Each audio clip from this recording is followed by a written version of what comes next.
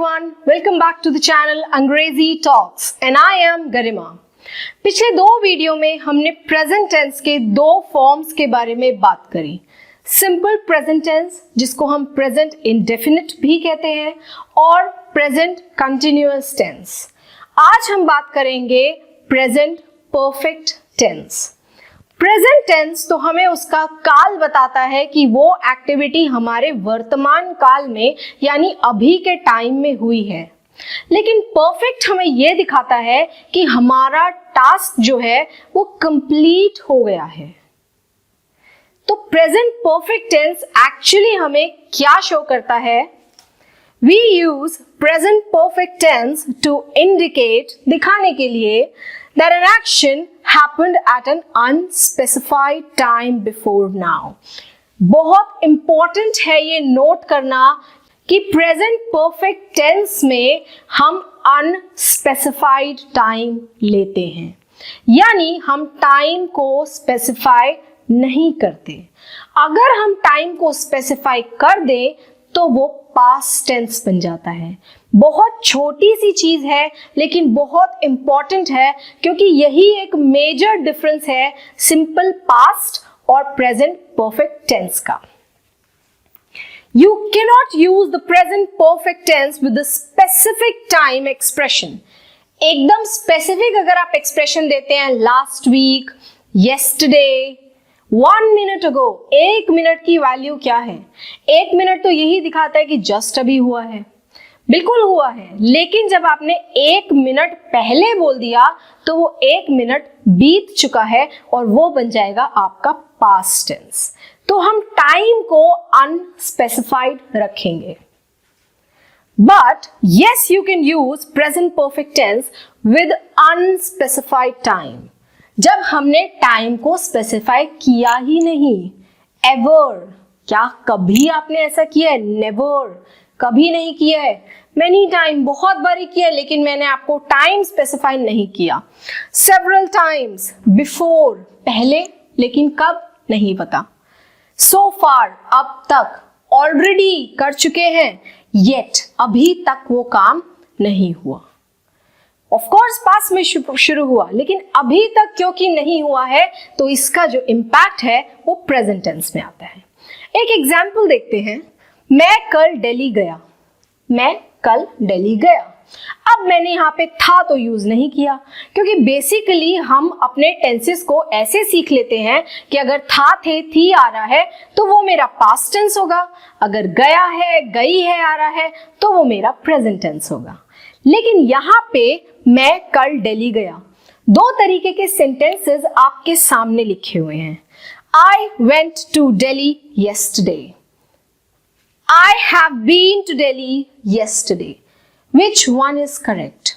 क्योंकि यहाँ पे हिंदी के हिसाब से गया लिखा है तो कुछ लोग इसको प्रेजेंट टेंस में कंसीडर करके इसको प्रेजेंट परफेक्ट टेंस की तरीके से लिख देते हैं, लेकिन करेक्ट सेंटेंस यहाँ पे है I went to Delhi yesterday। क्यों हमने ये चीज करी? क्योंकि यहाँ पे लिखा हुआ है कल, यानी yesterday। कल क्या है? आज और कल। कल को क्यों कहते हैं कि वो भूतकाल है? वो पास्ट टेंस है। कल तो चला गया, यानी आप भी कल दिल्ली जा चुके। तो यहाँ पे सिर्फ ये नहीं देखना है कि चुका है, चुकी है, गया है, आ गया है तो प्रेजेंट परफेक्ट टेंस लगा देते हैं। हमें ये स्पेसिफिकली देखना है कि मेरा कोई स्पेसिफिक टाइम वहां पे मेंशन ना हो। अगर आप किसी भी टाइम को अगर आप 1 सेकंड पहले भी लिख देते हैं और मेंशन कर देते हैं तो वो 1 सेकंड पहले भी बीत चुका है और वो पास्ट टेंस बन जाता है। वो प्रेजेंट टेंस में तब आएगा जब आप उसका टाइम मेंशन ना करें। I just finished my work. मैंने जस्ट अभी अपना काम खत्म किया है। 1 मिनट पहले, 2 मिनट पहले, चाहे 5 मिनट पहले किया हो, लेकिन मैंने आपको टाइम स्पेसिफाई नहीं किया, इसीलिए यहाँ पे प्रेजेंट परफेक्ट टेंस लगेगा। लेकिन अगर मैं बोलूँ 5 मिनट पहले मैंने अपना काम किया है तो प्रेजेंट में ही किया है, लेकिन 5 मिनट पहले वो चीज हो चुकी है तो वो पास्ट में एंटर कर जाती है, क्योंकि मैंने यहाँ पे टाइम को स्पेसिफाई कर दिया। अगर टाइमलाइन पे हम प्रेजेंट परफेक्ट टेंस को देखें तो प्रेजेंट परफेक्ट टेंस हमें ये बताता है कि कोई चीज ऑफ कोर्स हमने पास्ट में शुरू की है, लेकिन वो खत्म जो हुई है वो नियर प्रेजेंट यानी प्रेजेंट टेंस में हुई है, और इसीलिए वो प्रेजेंट परफेक्ट टेंस है। यानी एक ऐसा काम जो खत्म हो गया है, शुरू भी पास्ट में ही हुआ था, बट क्योंकि इमीडिएटली यानी अभी खत्म हुआ है, जस्ट रिसेंटली खत्म हुआ है, इसीलिए वो प्रेजेंट परफेक्ट टेंस में आता है। टाइम, अगर मैं बोलूं लास्ट ईयर, जो मैंने आपको बोला है कि अगर आप मेंशन कर देते हैं तो वो आपका पास्ट टेंस हो जाता है। और एक जगह लिखा है इन लास्ट ईयर, दोनों में लास्ट ईयर लिखा है, लेकिन एक में प्रेजेंट टेंस यूज होगा और एक में पास्ट। तो किसमें पास्ट टेंस और किसमें प्रेजेंट टेंस यूज होगा? लास्ट ईयर में आपका यूज होगा पास्ट टेंस, और इन लास्ट ईयर में आपका यूज होगा present perfect tense, which is जो मैंने शॉर्ट में पीपीटी लिख दिया है। लास्ट ईयर में पास्ट टेंस क्यों यूज होगा? लास्ट ईयर में पास्ट टेंस इसलिए यूज होगा क्योंकि मैंने यहाँ पे टाइम, वो भी स्पेसिफिक टाइम मेंशन कर दिया है। लेकिन इन लास्ट ईयर में मैंने आपको पूरे पिछले साल में एग्जैक्टली कब मैंने वो काम किया आपको मेंशन नहीं किया। यानी पूरे साल में आपने वो काम कभी भी किया हो सकता है, पिछले साल में कब नहीं पता, तो स्पेसिफिक टाइम नहीं है, इसीलिए present perfect tense. Last year पिछले साल किया है, इन नहीं लिखा, पिछले साल में नहीं लिखा, पिछले साल किया है, और पिछला साल तो जा चुका है, और इसीलिए यहां आएगा पास्ट टेंस। यानी जो दो चीजें हमें बिल्कुल सेम दिख रही है, उसमें एक प्रीपोजिशन के ऐड हो जाने से वो प्रेजेंट टेंस में यूज हो सकता है। एक एग्जाम्पल देखते हैं हम। मैं यूएस गया, मैं यूएस गया यानी कब गया मैंने मेंशन नहीं किया, तो पहली चीज तो यहां पे वेंट नहीं आएगा, क्योंकि मैंने last year, yesterday, last month ऐसा कुछ मेंशन नहीं किया, तो पास्ट टेंस की कैटेगरी को मैंने इससे हटा दिया। अब दो प्रेजेंट परफेक्ट टेंस यहां पे लिखे हैं। I have gone to US, I have been to US. Structure के हिसाब से सब्जेक्ट आई है, हैज और हैव में से मैंने हैव लिया है। वर्ब की थर्ड फॉर्म, जैसे आपको मैंने बताया कि हमेशा जो होती है वो तीन फॉर्म होती है, तो गो, वेंट, गॉन में से थर्ड फॉर्म मैंने यहां पे ले ली। उसके बाद ऑब्जेक्ट, कहां गया मैं, US. So I have gone to US और I have been to US में से कौन सा करेक्ट फॉर्म है? जनरली हम आई हैव गॉन भी लिखते हैं, लेकिन करेक्ट सेंटेंस है यहाँ पे I have been to US. Gone मतलब चला गया, और अगर मैं चला गया हूं तो मैं आपको ये बात कैसे बोल रहा हूं? मैंने तो, अगर मैं आपके सामने खड़ी हूं और मैं ये बोल रही हूं कि मैं यूएस गई, तो यानी जब मैं वर्तमान में, प्रेजेंट में आपके सामने खड़े होकर ये बात बोल रही हूं, तो मैं यहाँ पे गॉन नहीं यूज करूंगी, यहां पे यूज करूंगी I have been to US. मैं गया हूं, यानी एक बार, दो बार, तीन बार मैं गया हूं, लेकिन अभी मैं नहीं वहां पे हूं, मैं आपके सामने इस बात को प्रेजेंट कर रही हूं, इसीलिए यहां पे आएगा I have been to US. Structure मैंने आपको बताया, subject I, we, you, they, he, she, it, singular, plural, कोई भी नाम, ये सभी सब्जेक्ट होते हैं। हैज या हैव, दोनों में से हमें एक अपने सब्जेक्ट के अकॉर्डिंग फिट करना है। वर्ब का थर्ड फॉर्म, जैसे गो, वेंट, गॉन, कम, केम, कम, हर वर्ब के तीन फॉर्म होते हैं और हमें थर्ड फॉर्म हमेशा परफेक्ट टेंस में लगाना है। और फिर आपका बचा हुआ पार्ट सेंटेंस का जो है ऑब्जेक्ट। एग्जाम्पल यहां पे है I have done my work, I is subject, I के साथ यूज कर रहा हैव, डन है डू की third form, do, did, done, तो हमने यहाँ पे थर्ड फॉर्म डन लिया और ये रहा मेरा ऑब्जेक्ट। सिमिलरली अगर मेरा सब्जेक्ट शी हो गया तो मैंने इसके साथ हैज यूज किया। डन सेम रहा, क्योंकि यहाँ शी एक गर्ल ने काम किया है तो यहाँ पे आया हर और उसका काम। ये है बेसिक अफर्मेटिव स्ट्रक्चर जिसमें आप सब्जेक्ट, हैज, हैव, वर्ब का थर्ड फॉर्म और ऑब्जेक्ट लगाते हैं। अब हम देखते हैं कि मुझे हैज और हैव कहाँ लगाना है, कैसे चूज करना है कि मैं हैज कहाँ लगाऊं और हैव कहाँ लगाऊं। हैज और हैव दोनों में से कौन सा हेल्पिंग वर्ब हमें कहाँ लगाना है हम अब चेक करेंगे।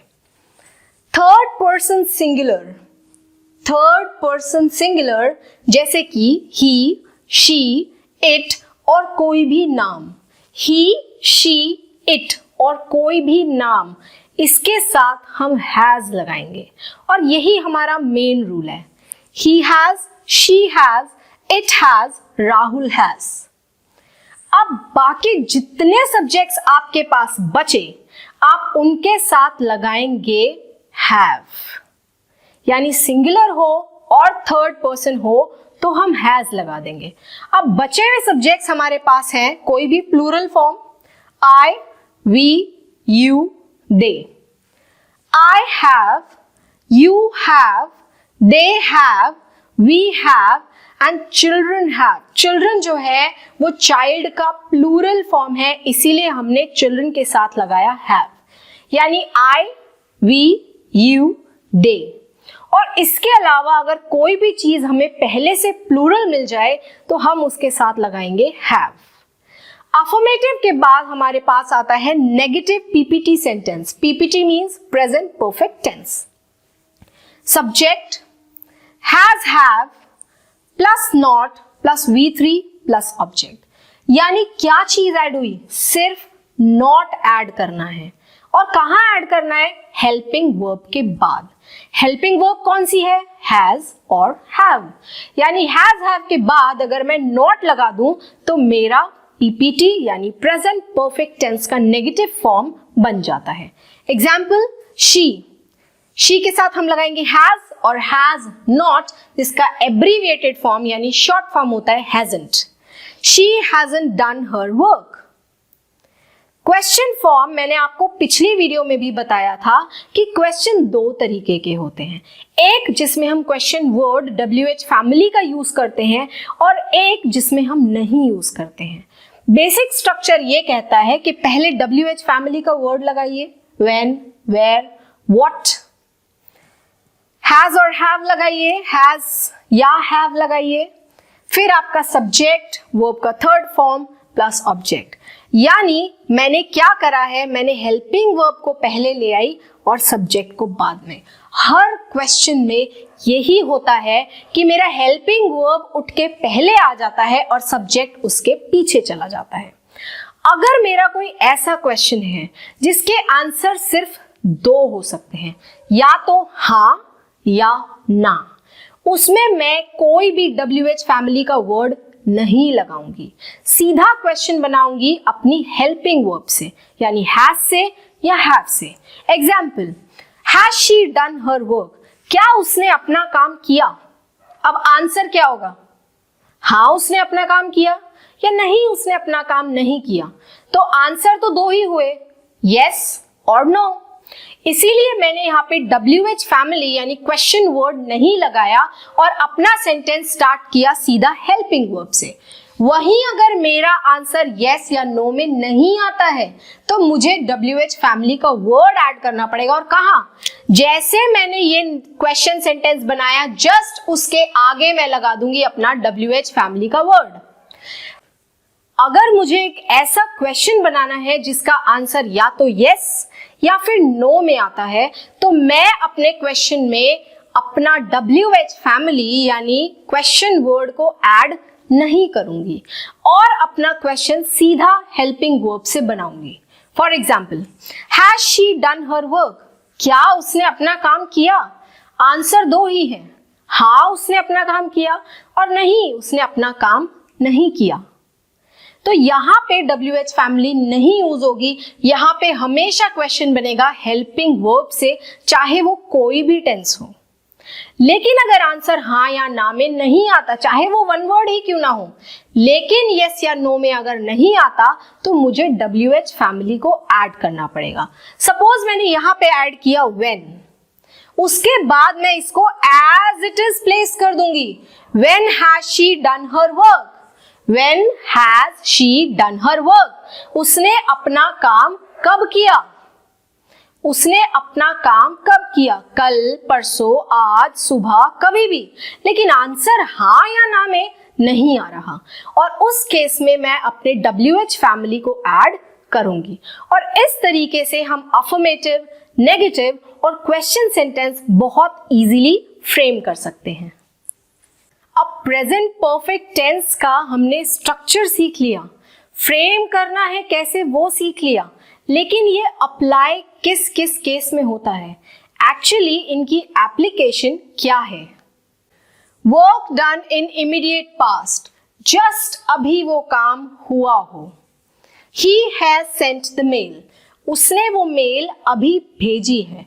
हाँ, भेज दी है तो पास तो हो गया, लेकिन immediate past.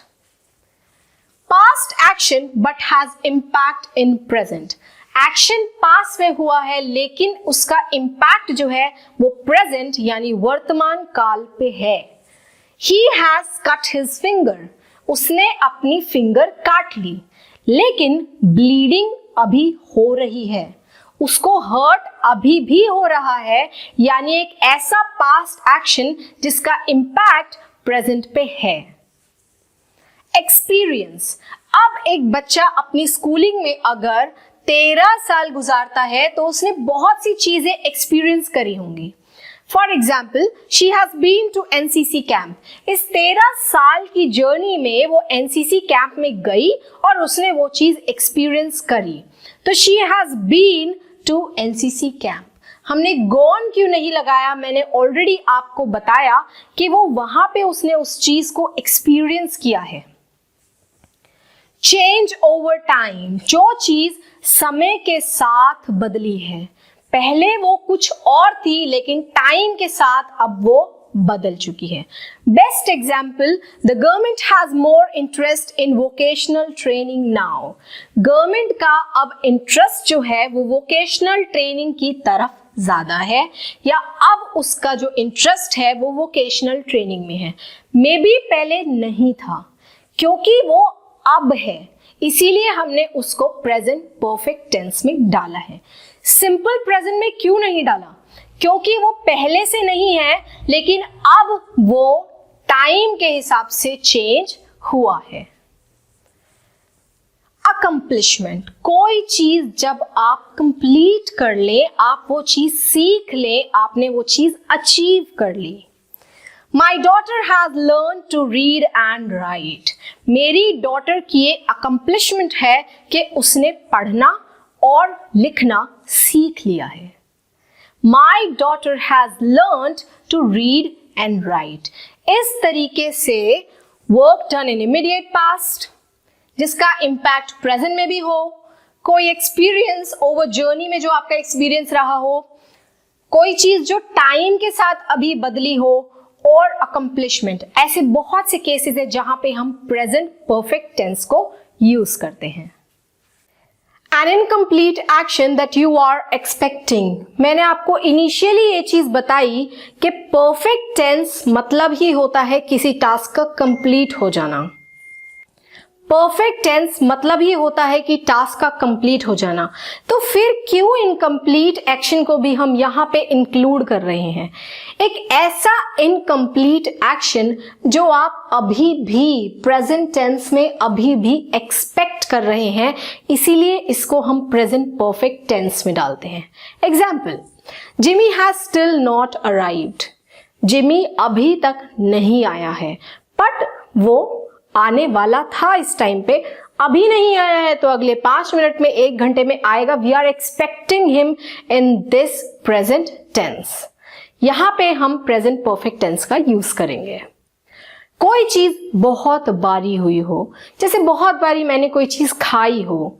We have had 4 meals so far. अभी तक हम 4 मील्स ले चुके हैं। 4 मील्स एक साथ तो नहीं रही होंगी, वो पास्ट में भी रही होंगी, लेकिन अभी तक हम ये चीज कर चुके हैं, इसीलिए हमने यहाँ पे प्रेजेंट परफेक्ट टेंस यूज किया। बहुत इंपॉर्टेंट पॉइंट यहाँ पे है कि हैव और हैड का एक साथ यूज होना। एक कंफ्यूजन होती है कि हैव और हैड एक साथ कैसे आया। स्ट्रक्चर में आपको बताया गया था कि आप सब्जेक्ट के बाद हैज और हैव लगाएंगे। तो जो पहला हैव है वो मेरा वही हेल्पिंग वर्ब है हैज या हैव में से मैंने वी के साथ हैव यूज कर लिया। तो दूसरा हैड कहां से आया? ये पास्ट तो नहीं है।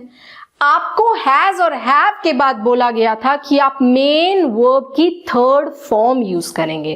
कभी कभी हम खाने को ईट की जगह हैव कहते हैं। आप पूछते भी किसी को ऐसे हैं, would you like to have a coffee? Coffee of course पी जाएगी, बट आप उसको ड्रिंक की जगह हैव बोलते हैं। यहां पे ये जो हैड है ये मेन वर्ब थी मेरी हैव और उसका थर्ड फॉर्म मैंने लिया हैड। तो ये कोई हेल्पिंग वर्ब नहीं है, ये है मेरी मेन वर्ब हैव और उसका थर्ड फॉर्म हैड, और इसीलिए हैव और हैड एक साथ आ गया। Past action but still continued. Past से वो चीज हो रही है, लेकिन क्योंकि वो अभी भी कंटिन्यूड है तो हम उसको प्रेजेंट परफेक्ट टेंस में लेंगे। She has been ill for 5 days. 5 दिन से वो बीमार है, लेकिन वो अभी भी बीमार है। टाइम का रेफरेंस मैं दे रही हूं आपको, लेकिन 5 दिन से बीमार है और अभी भी वो बीमार चल रही है, इसलिए प्रेजेंट परफेक्ट टेंस। एक बहुत इंपॉर्टेंट चीज हम यहाँ पे नोट करेंगे जो मैंने आपको पहले भी बोली थी। अगर टाइम मेंशन हो जाए, चाहे 1 सेकंड पहले का क्यों ना हो, 1 मिनट जिसमें 60 सेकंड्स होते हैं, चाहे वो ही क्यों ना हो, वो पास्ट में इंक्लूड किया जाता है। It will be considered past not present. तो अगर आपको रीसेंट पास्ट भी मिले, इमीडिएट पास्ट भी मिले, लेकिन वो स्पेसिफाइड टाइम लिमिट के साथ दिया गया हो, तो आप उसको हमेशा पास्ट में कंसीडर करेंगे, और अगर अनस्पेसिफाइड टाइम हो तो आप उसको प्रेजेंट टेंस में कंसीडर करेंगे और उसी तरीके से आप अपना सेंटेंस फ्रेम करेंगे। आई होप आप सभी को ये वीडियो पसंद आई हो। वीडियो पसंद आई हो तो वीडियो को लाइक कीजिए, चैनल को सब्सक्राइब कीजिए और नोटिफिकेशंस के लिए बेल आइकन को प्रेस करना मत भूलिए, ताकि हमारे वीडियो की नोटिफिकेशन सबसे पहले आपको मिलती रहे। Till then, take care of yourself.